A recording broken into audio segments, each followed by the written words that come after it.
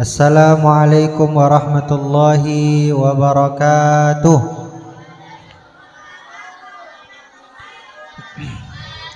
Bismillah walhamdulillah wassalatu wassalamu ala rasulillah wa ala alihi wa ashabihi wa man tabi'a risalata amma ba'd.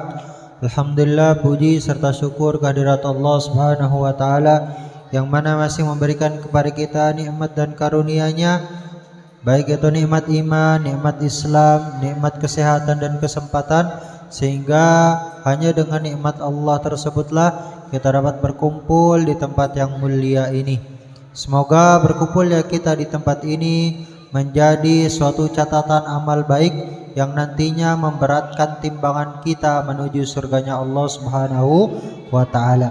Salawat teriring salam semoga tercurah limpahkan kepada baginda alam Nabi besar Muhammad sallallahu alaihi wasallam, kepada keluarganya, para sahabatnya, para pengikutnya, dan mudah-mudahan salawat dan salam tersebut tercurahkan kepada kita umatnya, dan kita berharap dikumpulkan bersama mereka di surganya Allah Subhanahu wa ta'ala. Kemarin kita sudah janjikan akan membahas tentang alamatus sa'ah. Alamatus sa'ah itu artinya tanda-tanda hari kiamat. Jadi ketika itu Jibril mendatangi Rasulullah sallallahu alaihi wasallam, alamatus sa'ah. Sa'ah itu artinya hari kiamat, alamat itu artinya tanda. Jadi di mana alamat rumah kamu, berarti tandanya itu apa? Penandanya sehingga sampai. Nah, begitu juga alamatus sa'ah, tanda-tanda hari kiamat. Jadi ketika itu Jibril dengan rupa manusia ingin mengajarkan kepada umat muslim tentang agama-agama mereka, yang mana agama tersebut terdiri dari Islam, iman, dan ihsan. Kemudian beliau menambahkan tentang tanda-tanda hari kiamat dengan mengatakan, ya Muhammadu akhbirni anis sa'ah. Wahai Muhammad, kabarkan kepadaku, beritahukan kepadaku tanda atau kapan terjadinya hari kiamat. Maka dijawab oleh Rasulullah sallallahu alaihi wasallam bagaimana? Qala mal mas'ulu anha bi'a'lama minas sa'il. Yang ditanya tidak lebih tahu daripada yang bertanya.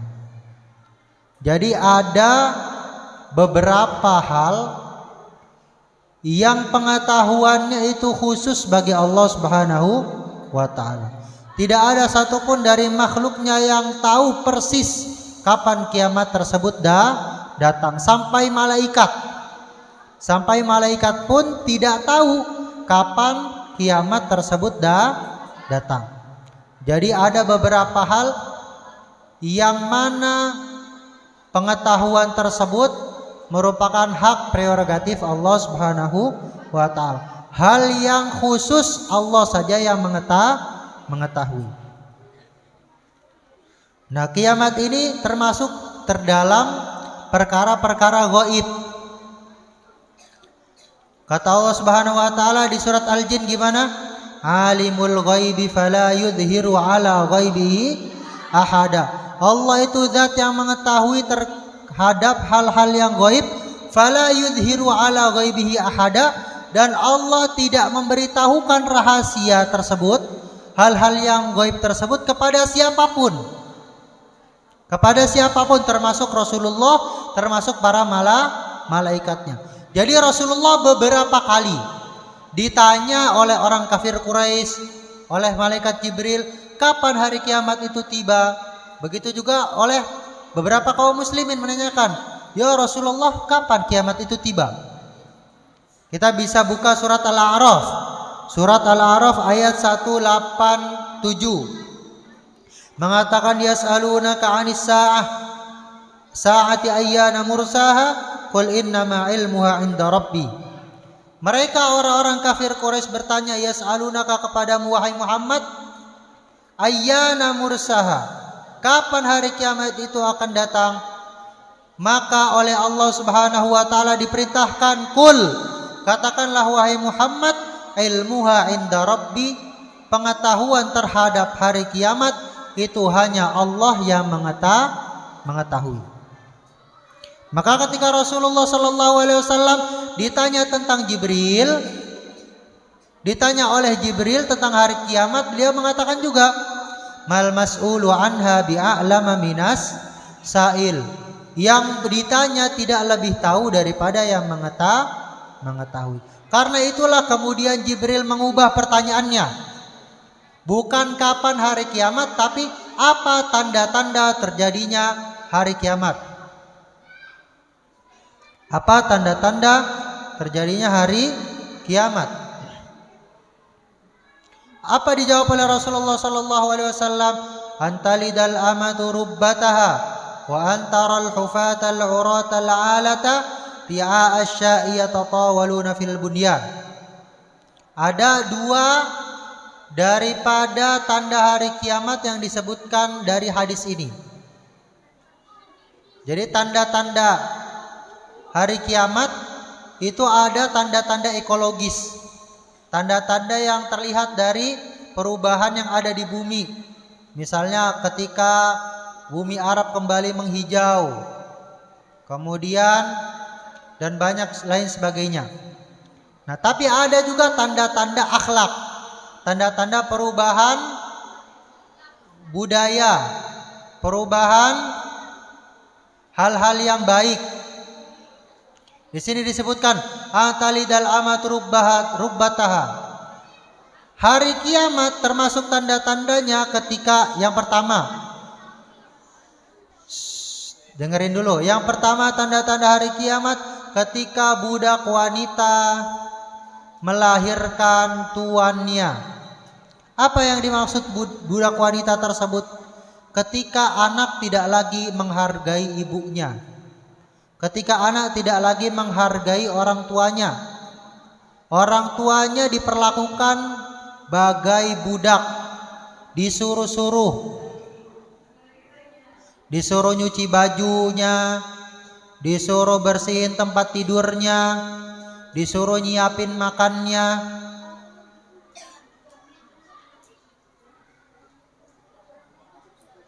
Jadi ketika anak tidak lagi hormat dengan orang tua, anak menganggap orang tua sebagai budaknya yang bisa disuruh-suruh, maka itu menjadi tanda tidak lama lagi akan datang hari kiamat. Sudah terjadi tidak di zaman sekarang? Berapa banyak dari anak atau kalian yang nyuruh orang tua, yang merintah orang tua, yang menganggap orang tua layaknya pembantunya, disuruh ini, disuruh itu. Nah, kalau itu terjadi pada diri kita, maka hati-hati. Ini menjadi tanda bahwasanya tidak lama lagi akan datang hari kiamat. Yang kedua, wa antaral hufatal uratal alata ri'a asya'i yatatawaluna fil bunyan. Ketika kamu melihat orang yang dulunya sangat miskin, kemana-mana tidak berjalan kaki, tidak mengenakan baju, akan tetapi sekarang dia berlomba-lomba mendirikan bangunan yang sangat tinggi. Dia berlomba-lomba mendirikan bangunan yang sangat tinggi. Banyak yang mengartikan bahwasanya yang dimaksud Rasulullah pada hadis ini adalah bangsa Arab. Kenapa dulu sebelum ditemukannya minyak bumi, negara Arab yang kondisi geografisnya tidak menguntungkan mereka, tidak bisa dibuat untuk menanam, jarang sekali ada sumber air, makanya kemudian mereka hidupnya bergantung pada jual beli. Jadi dia ambil produk dari Syam, kemudian dia jual. Jadi dia mengandalkan produk dari luar negara Arab. Karena kenapa? Tidak ada tanaman yang bisa dimakan yang tumbuh di daerah Arab. Miskinnya luar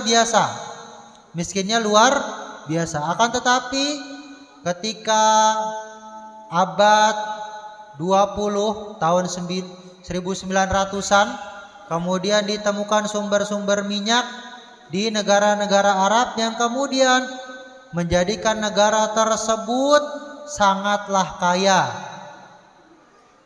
Jadi dulu kalau mereka berjalan tidak memakai alas kaki, banyak dari mereka yang tidak memakai baju, miskinnya luar biasa, mengandalkan makanan dari beli di daerah lain. Sekarang karena sudah memiliki kekayaan yang luar biasa, maka mereka berlomba-lomba untuk bermegah-megahan, berlomba-lomba untuk membangun bangunan yang sangat tinggi. Kita lihat sekarang di mana bangunan tertinggi di dunia? Burj Khalifa di mana itu? Uni Emirat. Bangunan tertinggi kedua di mana? Di Arab Saudi.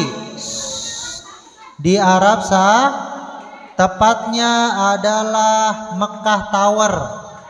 Tahu Mekah Tower? Yang ada jamnya, yang ada di hadapan Ka'bah. Itu bangunan kedua tertinggi di dunia, dan direncanakan di Riyadh akan dibangun bangunan yang lebih tinggi daripada Burj Khalifa. Itulah tanda-tanda hari kiamat yang disebutkan oleh Rasulullah Sallallahu Alaihi Wasallam.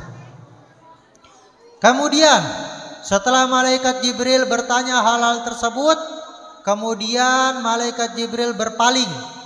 Orang tersebut berpaling dan menghilang. Jejak kakinya tidak ditemukan. Kemudian Rasulullah Sallallahu Alaihi Wasallam bertanya kepada Sayyidina Umar, "Ya Umaru, atadri manis sa'il?" Wahai Umar, tahukah kamu siapa yang bertanya tadi? Lalu dijawab oleh Sayyidina Umar, Allah wa rasuluhu a'lam. Allah dan Rasulnya lebih mengetahui perkara tersebut. Maka dijawab oleh Rasulullah Sallallahu Alaihi Wasallam, fa innahu Jibril. Maka sesungguhnya laki-laki tadi yang datang dengan pakaian serba putih, yang rambutnya hitam mengkilap, yang kemudian tidak ada tanda-tanda perjalanan, dan tidak ada satupun dari penduduk Madinah yang kenal dengan orang tersebut. Nah, orang asing tersebut adalah Jibril, atakum liyu'allimakum dinakum, yang mendatangi kalian untuk mengajarkan kepada kalian tentang perkara-perkara agama kalian. Jadi mengajarkan itu tidak melulu harus mengabarkan. Jadi ngajari itu nggak harus ngomong, tapi bisa juga mengajarkan dengan bertanya, bertanya. Contoh cara mengajarkan dengan bertanya. Kalian di sini berisik, maunya apa? Bukankah kalian pengennya belajar? Kenapa berisik? Kenapa bercanda? Kenapa ngobrol? Kenapa nggak ngedengerin? Pertanyaan Pak Wildan tadi itu adalah pertanyaan pembelajaran. Jadi tidak selamanya mengajari itu harus dengan kita ngomong panjang lebar, tapi bisa juga mengajarkan dengan pertanyaan. Itulah yang sedang dilakukan oleh malaikat Jibril. Karena malaikat Jibril tahu tentang hakikat agama Islam, dan orang muslim tidak ada yang menanyakan tentang hal tersebut.